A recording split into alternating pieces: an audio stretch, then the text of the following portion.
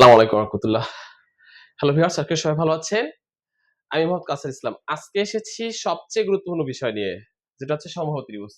তোমরা যারা ক্লাস 9-10 এ পড়ো অথবা চাকরির পরীক্ষায় কিন্তু আমাদের সমবাহু ত্রিভুজ সম্পর্কে অনেক আসে। বিশেষ করে ক্লাস 9-10 এ কিন্তু 16.1 এ অনেক এমসিকিউ এই সমবাহু ত্রিভুজ সম্পর্কে আসে। তখন আমাদের একেকটা এমসিকিউ করতে ১ মিনিট সময় থাকে, বাট আমাদের অনেক সময় লাগে। তাছাড়া চাকরির পরীক্ষায় কিন্তু অনেক ধরনের অঙ্ক আসে বা এমসিকিউ যখন আসে তখন কিন্তু আমাদের কষ্ট হয় যে এগুলো আসলে কিভাবে করব। তো সেক্ষেত্রে এই সমবাহু ত্রিভুজ নিয়ে আশা করি এই ক্লাসটা দেখার পরে আর অন্য কোন রকমের সমস্যা হবে না, যেটা এর আগে তোমরা ফেস করছো। এখন দেখো এই সমবাহু ত্রিভুজটা আসলে কাকে বলে। দেখো এখানে একটা ত্রিভুজ আমি অঙ্কন করি।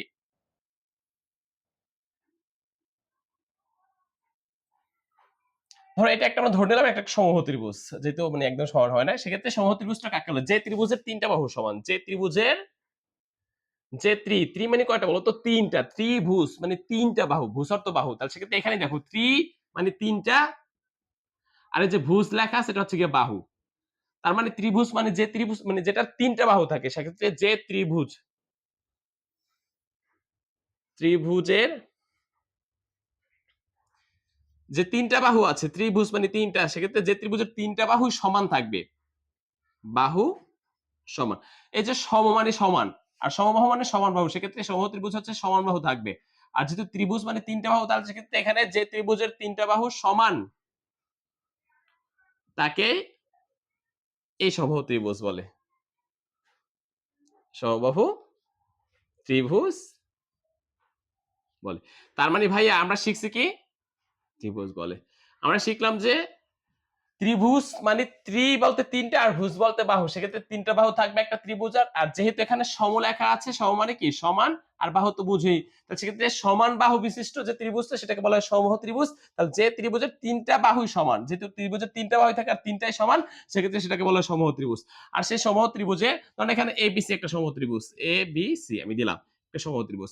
এই সমবাহু ত্রিভুজের এই হচ্ছে একটা বাহু, এটা একটা বাহু, এটা একটা বাহু। সেক্ষেত্রে সমত্রিভুজের ৩টা বাহু সমান থাকবে। যদি এই বাহুটার মান ৫ হয়, তাহলে এটার মানও ৫ হবে, এটার মানও ৫ হবে। যদি এটা ৬ হয়, তাহলে এটার মানও ৬ হবে, এটার মানও ৬ হবে, এটার মানে সমান থাকবে। ৩টা বাহুর মানে সমান থাকবে। আর সেই সমত্রিভুজের সমান সমান বাহুকে আমরা এ দ্বারা প্রকাশ করি। কি বলছি? একটা ত্রিভুজের যদি ৩টা বাহু সমান থাকে, সেই সমান সমান বাহুর আমরা এ দ্বারা প্রকাশ করি। তাহলে যদি এটা এ হয়, তাহলে এই বাহুটাও এ হবে, এই বাহুটাও এ হবে। তাহলে আমরা কি শিখলাম? একটা সমত্রিভুজের ৩টা বাহু সমান থাকে, আর সেই সমান সমান যে বাহুগুলো আছে ভাইয়া, প্রত্যেকটাকে এ দ্বারা প্রকাশ করা হয়। সেক্ষেত্রে এই লিখলাম, এই যে সমত্রিভুজের এ। এখন আসি এই সমত্রিভুজের যদি আপনার এমসিকিউ অথবা অন্য কোনো অঙ্ক আসে, সেক্ষেত্রে ৩টা সূত্র জাস্ট মাথায় রাখতে হবে। ১ নম্বর হচ্ছে ক্ষেত্রফল। ক্ষেত্রফল। তাহলে আমরা জানি সমত্রিভুজের ক্ষেত্রফল হচ্ছে গিয়া √3/4। √3/4 a স্কয়ার। কেমনে এই সূত্রগুলো আসে?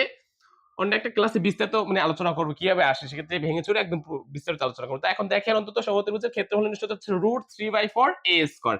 এই সূত্রটা যারা আমি বিশেষ করে ক্লাস 9-10 এ পড়ি, আমাদের তো কিন্তু ক্যালকুলেটর ব্যবহার করতে দেয়, সেক্ষেত্রে ক্যালকুলেটরে কয়েক সেকেন্ডে করা যায়। তারপর যদি হাতে করতে চান, যারা হাতে আমরা করবো বিশেষ করে চাকরির পরীক্ষা, কিন্তু কোনো ক্যালকুলেটর কি কোনো মানে ডিজিটাল কোনো ঘড়ি অথবা ধরুন কোনো কিছুই অ্যালাউ করতে দেন, সেক্ষেত্রে আপনি কি করবেন?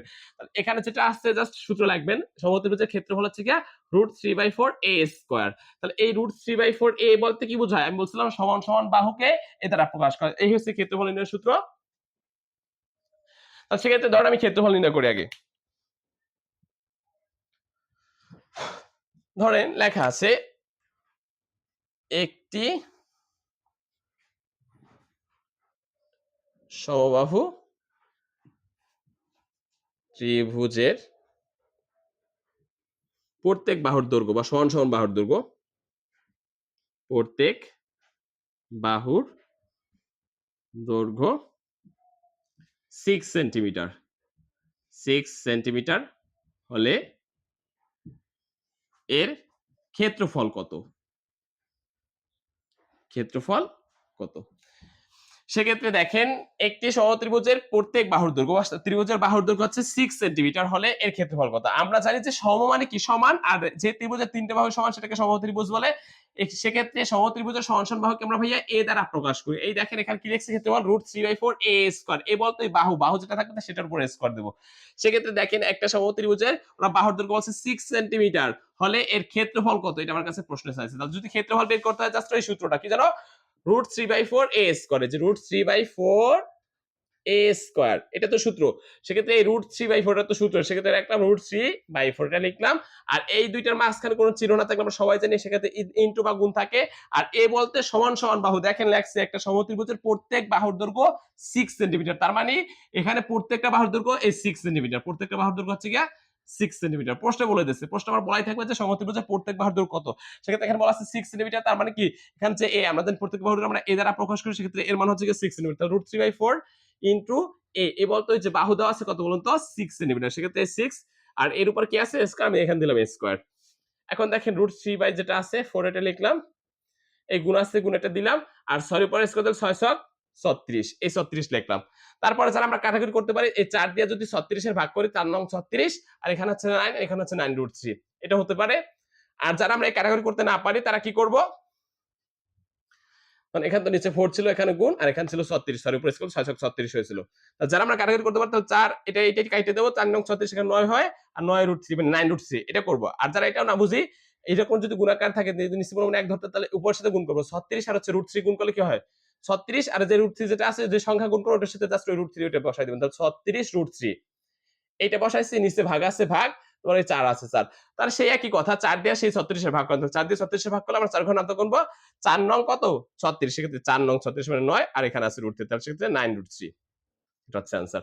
তো সমত্রিভুজের এই প্রত্যেক বাহুর দৈর্ঘ্য 6 মিটার, তো 7 সেন্টিমিটার, যেটা থাকুক না কেন বাহুর মান যেটা দেওয়া থাকবে আপনি জাস্ট সূত্র লিখবেন √3/4 এ স্কয়ার। এ বলতো ওই বাহু, যদি 6 বলে সেক্ষেত্রে 6, যদি 7 বলে সেক্ষেত্রে 7, 7 এর উপর স্কয়ার, তাহলে √3/4 এই এর বলতো ওই বাহুটা বোঝায়, সেক্ষেত্রে বাহুর মান হচ্ছে কি 7, সেক্ষেত্রে তখন 7 এর উপর স্কয়ার দিবেন। যদি 8 বলে, যেটা বলবে সমত্রিভুজের প্রত্যেকটা বাহুর দৈর্ঘ্য যা বলবো জাস্ট সূত্র লিখবেন √3/4 এ স্কয়ার, আর এ বলতো ওই বাহু যেটা থাকবে সেটাই।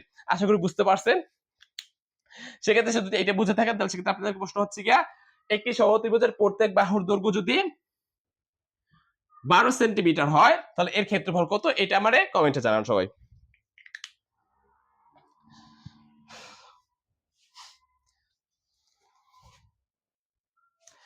দেখেন তারপরের প্রশ্ন, একটা সমত্রিভুজের প্রত্যেক বাহুর দৈর্ঘ্য যদি 8 সেন্টিমিটার হয় তাহলে এর পরিসীমা কত, পরিসীমা, পরিসীমা কত, পরিসীমা কত।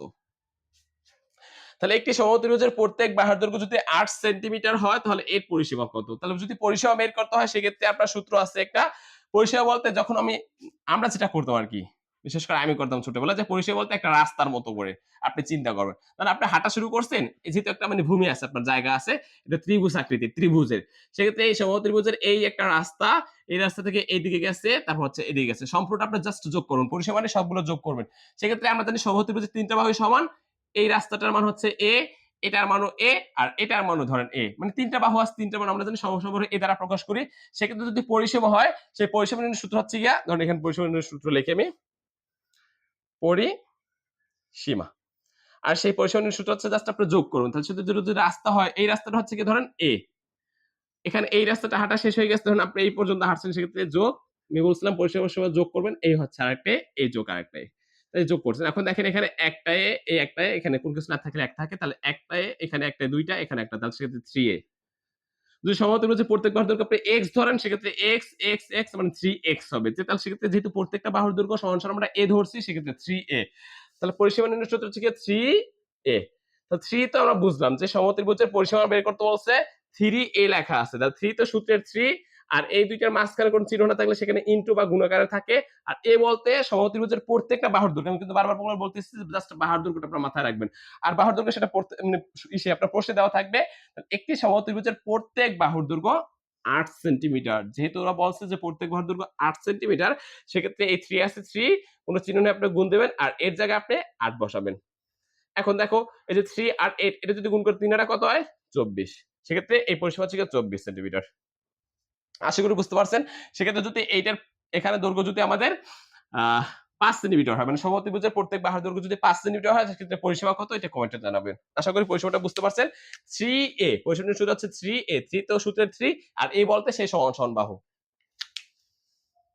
এই গেছে পরিসীমা। দেখেন এখন যদি আপনার কাছে উচ্চতা চাই ভাইয়া, সমত্রিভুজের প্রত্যেক বাহুর দৈর্ঘ্য ধরো 9 সেন্টিমিটার হলে এর পরিসীমা না, এখানে বলছে উচ্চতা কত। এই তিনটে আমাদের বেশি আসে। সেক্ষেত্রে দেখেন সমবাহু ত্রিভুজের প্রত্যেকটা বাহুর দৈর্ঘ্য যদি 9 সেন্টিমিটার হয়, এর উচ্চতা কত এটা আমার কাছে প্রশ্ন চাইছে। তাহলে উচ্চতা নির্ণয় করার জন্য আমাদের একটা সূত্র আছে, ডাইরেক্টলি সূত্রে যাই।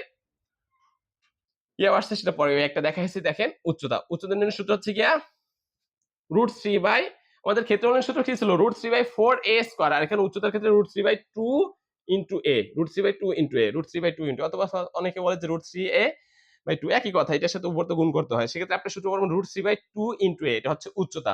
সমবাহু ত্রিভুজের উচ্চতা নির্ণয় সূত্র হচ্ছে √3/2 ইনটু a। এখন দেখেন এখানে বলছে কি সমবাহু ত্রিভুজের প্রত্যেক বাহুর দৈর্ঘ্য এই যে 9 সেন্টিমিটার। আমি বলছিলাম কি এ বলতে কি প্রত্যেকটা বাহু বোঝায়, আর বাহুর মান হচ্ছে কি 9 সেন্টিমিটার, প্রশ্ন বলা আছে।